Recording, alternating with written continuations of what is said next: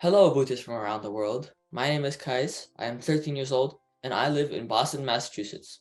Welcome to our Boot Zoom session where me and my co-host Maya, who is 14 years old and lives in Tunisia, will be interviewing our guest changemaker, Andrés Bisonó León, who is from the Dominican Republic but is currently at MIT in Cambridge, Massachusetts.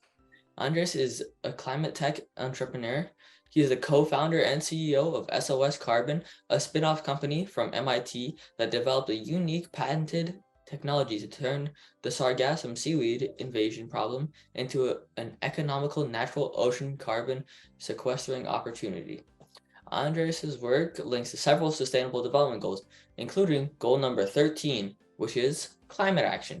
Maya and I will ask Andres about his background, his journey, his work, his skills, and his impact. We hope that you will enjoy the session, and I will now start with our first question to our guest. Can you please tell us a little bit about you and what you do for work? Yeah, thank you. Thanks for having me. First of all, pleasure being with you. And part of our passion is also try to connect with young leaders like yourself in our commitment on propelling climate action, but in a united way with all stakeholders because we're all part of what needs to be done, even at whatever level that happens, that shapes up. We need all hands on deck, sort of to say. So again, thanks for having me, and thanks for the great work that you do to also communicate and propel kind of that call for action. With that said, uh, as you all introduce, my background is on has been leading SOS Carbon and our work around climate tech development. My background is in mechanical engineering, and from there and together with my commitment to develop impact, especially in my home country, in my region, and then after seeing different problems, environmental problems that we face, I started, I saw in myself kind of that call for getting involved at a level that I could bring as well my skill sets to better use that will also deliver impact. So that's a little bit about myself, kind of how I got here from the mechanical engineering background, and utilizing those skill set as a way to propel climate and social impact. Great. So we know that you grew up in the GR. Can you tell us a little bit about your childhood there and what you learned growing up? Yeah, so growing up, the DR is unique in a way that is also another emerging market country in the Caribbean. And, luckily, I was born in a setting, a very privileged setting with my family, and also seeing from them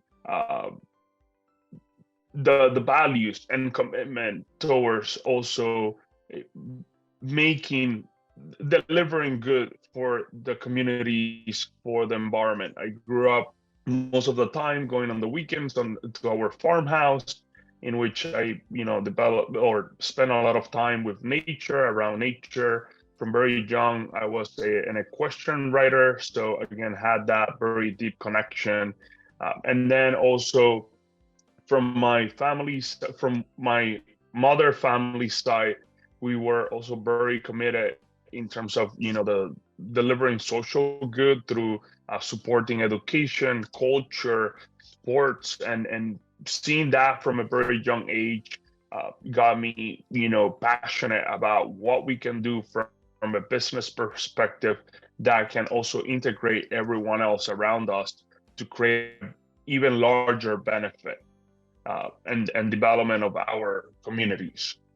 Likewise, from my father's side, he has always been a politician and someone very involved as well with our local communities. And he always, from a young age, not only to myself, but also to my brothers and my sister, took us around with seeing those realities and those needs of our, of all the people around us that sometimes in our day-to-day we tend to forget in, again, our very privileged setting.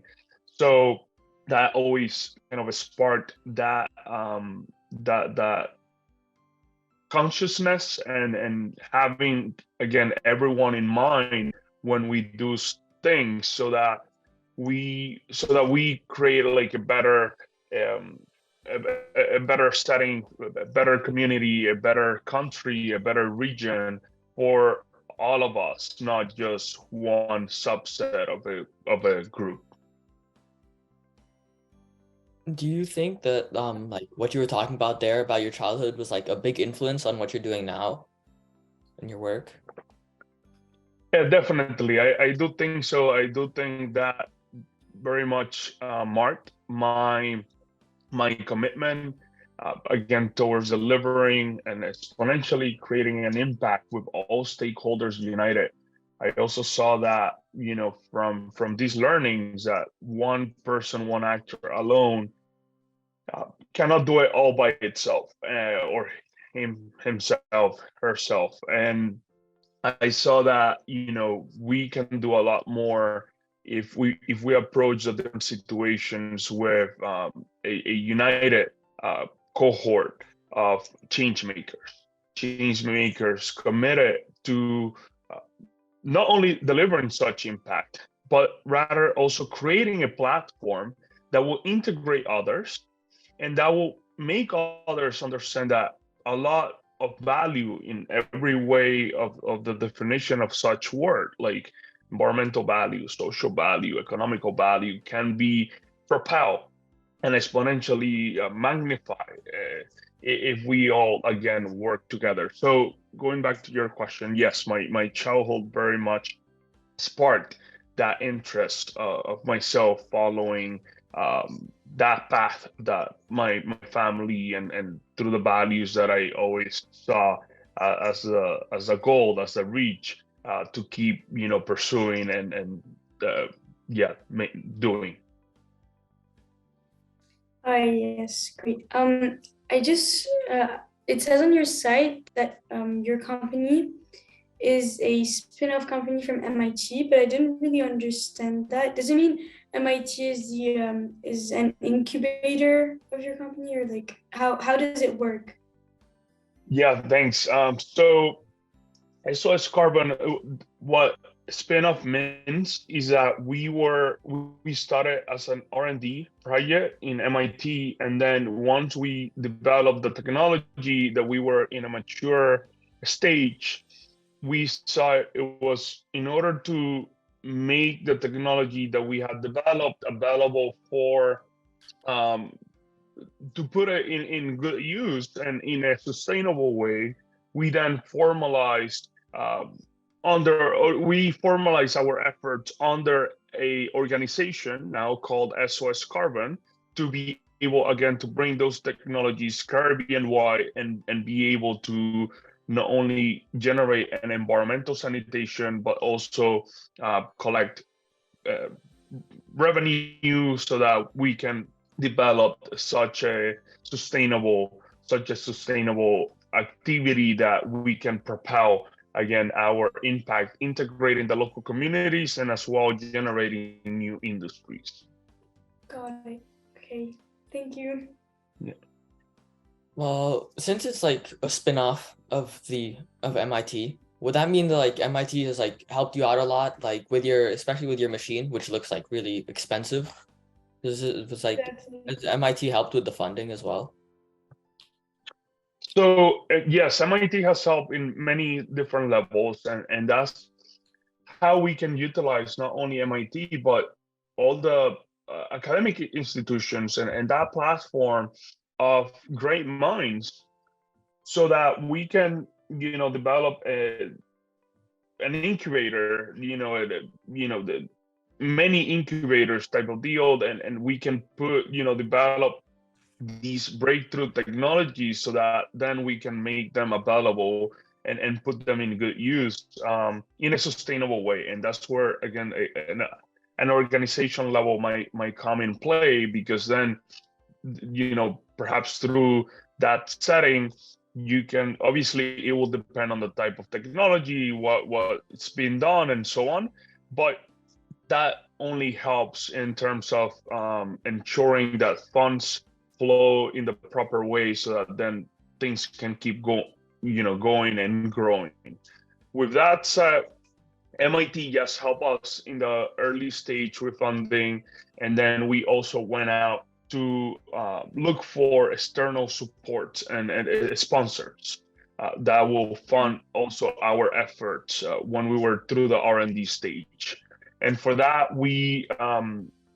for those sponsors, we were able to lock in local sponsors from the Dominican Republic and the Caribbean, also through their commitment of a social and environmental responsibility towards our local community. So that was very awesome to see how we were able to bring together such an ecosystem of responsible partners in order for us to propel and deliver the R&D process, and then now, through the formal activities in terms of environmental sanitation.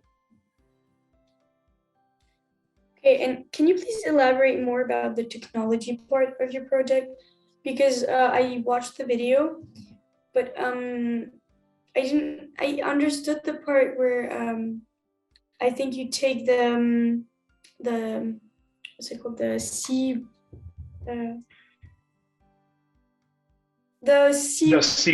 Yeah, exactly, the seaweed, that's the word. Or sargassum. And you sink it, I think. But like, I didn't really understand the technology part. So let's take maybe a step back and now walking into what we do, what are our processes and technologies. To summarize, there are two technologies. One, which is like the one I have on my background, which is using artisanal vessels with a hardware that we developed to collect the seaweed, to harvest the seaweed while in the ocean before it makes landfall. And that, the reason why we do it with artisanal vessels and such hardware is because artisanal vessels are already an existing infrastructure Caribbean-wide. So we don't need to be, generating or investing a lot in order to deploy these way of harvesting the seaweed at scale, right? At the scale that the problem requires. But also, it allows us to employ the local communities. It allow us to do the harvesting in the most cost-effective way, cost-efficient way. And also it allows us to collect in different areas of the sea, of the ocean, because of how versatile these boats are. Meaning we can collect in shallow waters, we can collect in maybe wavy waters. So it offers us a lot of flexibility at a high capacity rate of collection. So with that said, that's what we have been doing in order to protect the coastlines of the Caribbean. We are already in operation in 2 countries, and now starting also in Mexico. And we have been in the Dominican Republic since 2021, formally operating and running the sanitation activities. And we expanded this year to Antigua and Barbuda. With that said, we now going to the second technology, which is for the sinking. Indeed, that just to walk you through it a little bit. So it consists of a water pump, basically a pump that sucks on one end the seaweed and then injects on the other end to a critical depth the seaweed into the ocean, at which point it then keeps sinking on its own. What happened is that at that critical depth, the pressure from the ocean keep pushing down the sargassum by compressing some little air bubbles that it has. And that way, it doesn't it doesn't come back again into the surface. So in a nutshell, again, or summarizing, two technologies, one for harvesting, and then through the harvesting, we can also use the seaweed as raw material, and then two for sinking, and then that just allow us to also obtain carbon sequestration. Got it. So, okay. So you don't want the seaweed to be in the surface because it's bad for the air because it rejects carbon, right? That's the... Correct, because the problem is that when seaweed makes landfall in the beach, it not only affects tourism because if you don't have a beach, then you don't have a tourism, right? Yeah. But it also affects the local ecosystem by removing the sunlight and oxygen. It affects, the marine life. It affects, and once it rots, it releases back the carbon and methane along with other toxic gases and heavy metals that can affect human health, as well as just releases back that carbon and methane. So in order for us to develop a method in which we can capture that carbon, we arrive into the technology of sinking the seaweed. God. Are there any pros for sargassum, and are there more cons than just what you've listed? So there are a lot of cons, especially if we don't take proper action. If we just let the seaweed keep invading the coastline of the Caribbean. Again, from damage to a local ecosystem, to tourism, to human health. There are already numbers out there showing that tourism has been on decline on key spots affected by sargassum. In terms of the pros, if we also take proper action, we can not only increase the level of employment or integration of the local communities, who most of the time, are affected by the underlying problem of seaweed invasions, because it reduces, in some countries, it has been determined that it has been reducing the fish livestock in the ocean as well. So it's kind of a cyclical, everything's interconnected. It also affects, the engines of the and equipment for these fishermen communities, and it represents many other issues because these also communities have been marginalized and depend on an informal economy. So by integrating them, we can, expand a social and economic development on these regions. At the same time, we can reduce the cost on tourism, not only on how to handle sargassum, but also preventing them from having any loss in tourism rates, right, in the incoming tourists. And with that said, then we can also have the sargassum as raw material for using it in new industries like biofertilizers, biostimulants, which is a fertilizer. Then we also like bioplastics, cosmetics, pharmaceutical. So there are a bunch of other industries that can see a benefit from properly managing the seaweed. Okay, so do you have clients that call you in the DR in Antigua and Barbuda, and they say here in this special area there are lots of seaweed and stuff, or how does it work? So indeed, we work with the tourism sector, and the way to at least make one of our work areas sustainable is we charge them for the service that we provide, and that way, again, they also have a benefit from their clean beaches. And we will come in and hire, the local fishermen and develop the operation of the environmental sanitation, and take charge of all the process through like the sea harvesting to all the way up to, properly managing the seaweed, like taking it out inland and taking it to a responsible disposal area. Okay. All right. What were the steps that you had to take to get into MIT? Like just in general. So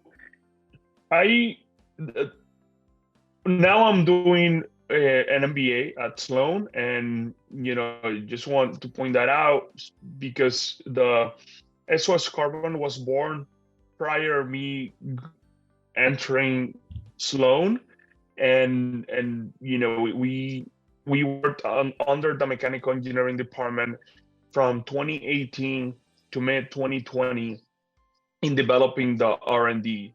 In terms of me getting into MIT as a student now, sorry, one second.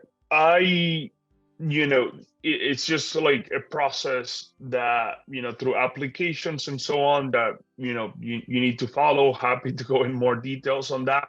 But ultimately, what MIT, as well as, many of these other great institutions are looking for is what we have developed in our experiences, through our experiences and our commitment, for next steps that will, connect with the values of MIT and what, and how we want to change or do our part in making the world a better place.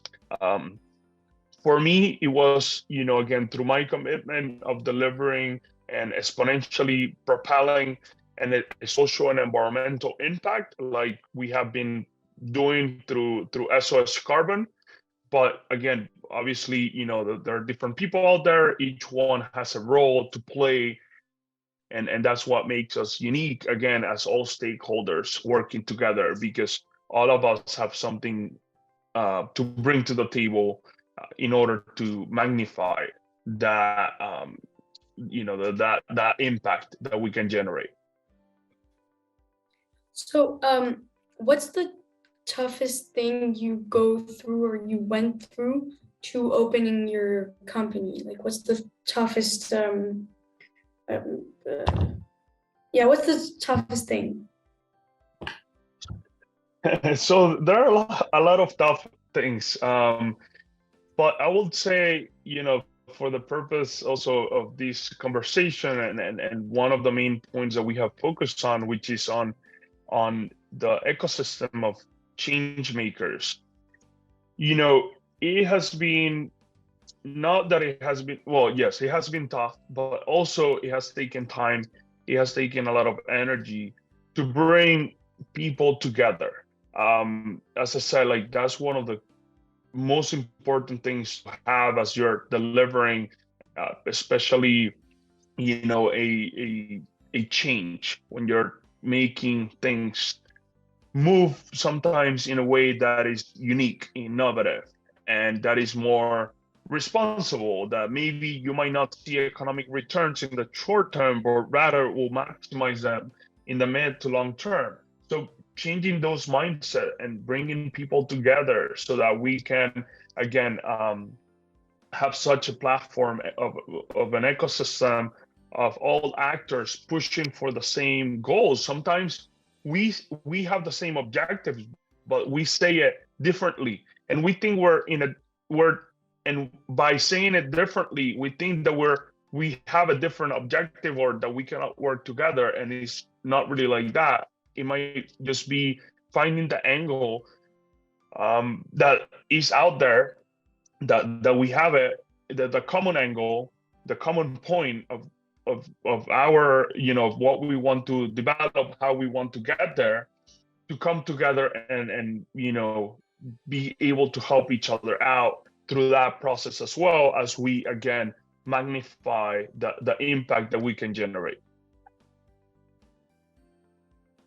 All right. How did you think of such like a unique idea for like sinking sargassum? Yeah, so Well, that was a long process. As I said, the R&D took us more than 2 years, and it was through analyzing how we could handle the seaweed, not only for offering a solution to avoiding landfalls, but also to gain a benefit from it. As I said, like if we harvest it and we protect the coastline, then we can use it as raw material. If we intercept it in the open ocean and then sink it into the deep ocean, we can then obtain carbon and methane sequestration. So again, there are multiple layers of solving the problem, but then the benefits. So that's like the mindset that we took when looking and developing these methods, which was, okay, what angle can we take that will be the most cost effective and will make a good impact, can be scalable for facing the problem, but rather also at scale, allowing us to transform it in change of value. So who would you say inspired you the most, or what made you actually start to think about this idea and to start your company? So it was a team effort. A team effort from the very beginning at different levels, in which we worked with our advisor in the mechanical engineering department, Dr. Alex Slocum, and through those interactions as a team, we started looking into what could have been done for the perspective of the technology, how to handle the problem, and then the opportunities to get from it. But then down the line, and even nowadays, perhaps we're not in an R&D anymore, or like very intense R&D anymore, but rather are more in a developing the market, developing the customers that we can obtain, working with the policymakers, regional leaders, to create a cohort of a regional country-to-country support. All these places throughout the Caribbean that are seeing the impact from sargassum, from climate change.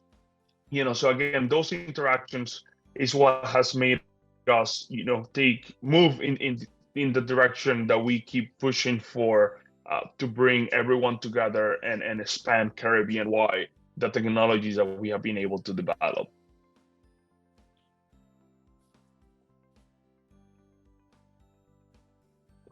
All right, that's cool. I have a few more questions.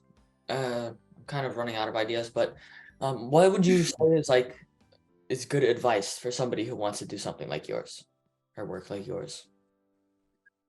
Yeah, that's a good one. Getting me out of base here. I haven't thought of that much, but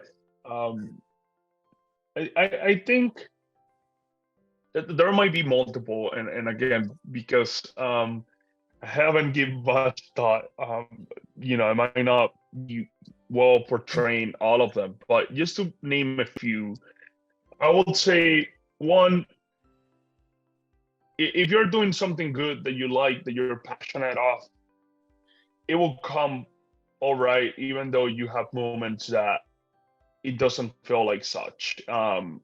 So keep pushing for it.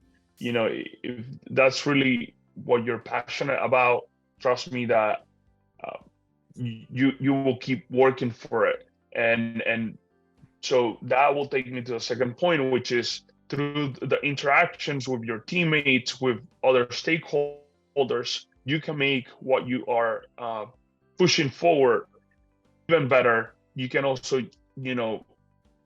expand your reach, your network, your work through these interactions and collaborative spirit. So also, try to find those links that will not only support what you're doing, but also will expand such momentum, such effort, right? These links through teammates and through other stakeholders can bring many benefits, from again people that directly work with you to people that support you in different levels. So it's always important to also find and make those connections.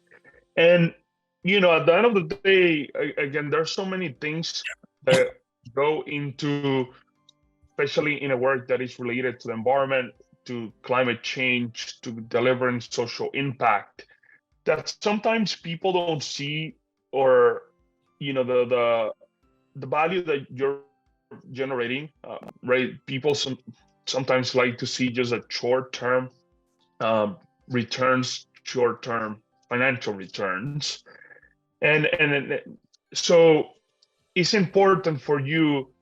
Another suggestion is for you to develop and come up with an understanding on what you are delivering, the benefits that you're delivering for everyone involved, and why they should be involved, and coming up with that message, so that again you can create and expand the integration of all actors based on also how they see that they can benefit. Because ultimately, at the end of the day, for people, groups to support you, to get involved, we need to develop a win-win scenario for everyone, especially even for those that might not be integrated, right? Like again, our local communities, our environment.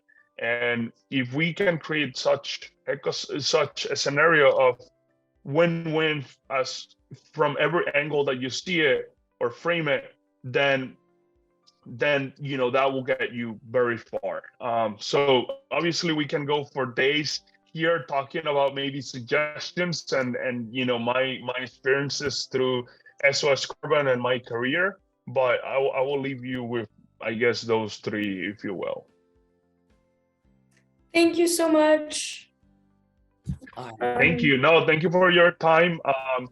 Pleasure being with you both. That's awesome, your work, and whatever we can do to help out as well, please feel free to let us know, and happy to find ways to keep this momentum, this channel of communication that you have been leading. So congrats for that. Thank you. Thank you everyone for watching, and thank you Maya and Andres for being here and for helping us learn many things about SOS Carbon.